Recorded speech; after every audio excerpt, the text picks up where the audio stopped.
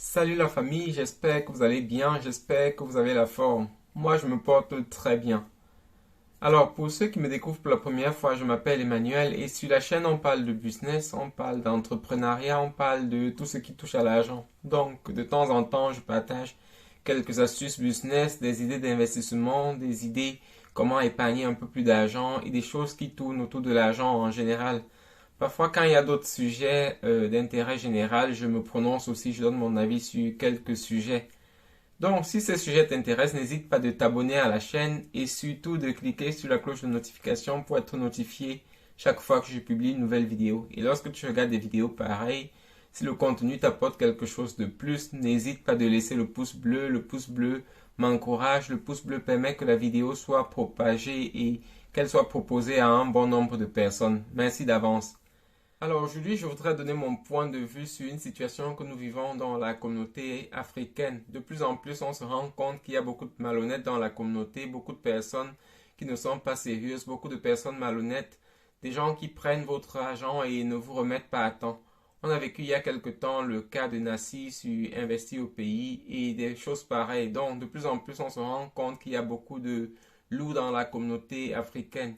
Et comment réagir? Moi, ce que je propose, c'est en général de ne pas traiter business avec des personnes que vous ne connaissez pas bien. Donc, lorsque vous doutez un peu de la moralité des gens, c'est mieux de ne pas traiter business avec elles. Ou alors de traiter business plus avec des personnes que vous connaissez déjà depuis un certain temps.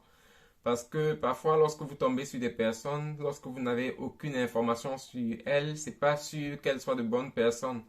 Et c'est pareil pour les sommes que vous prêtez à beaucoup d'autres personnes. Donc, avant de prêter de l'argent aux personnes, pardon, il faut se rassurer plus ou moins que les personnes sont de bonne moralité.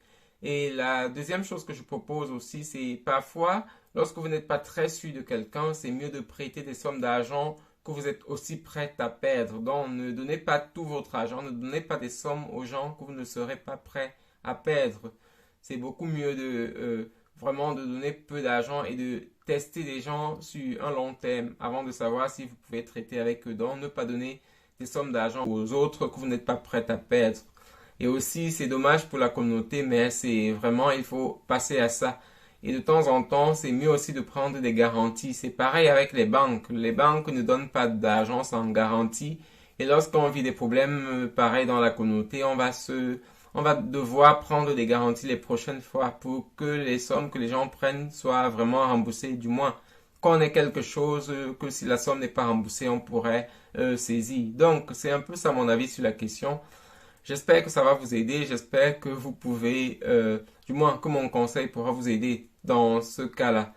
Dites-moi aussi dans les commentaires quelle est votre proposition face à de tels problèmes. Dites-moi ce que vous pensez. Comment est-ce qu'on peut résoudre ce problème dans la communauté. Donc, c'est tout ce que je voulais partager avec vous dans cette vidéo. Merci d'avoir regardé. Merci de vous abonner à la chaîne si vous n'êtes pas encore abonné et merci de partager ce message avec les personnes autour de vous et on se revoit dans une nouvelle vidéo. Bonne journée à vous. Bye.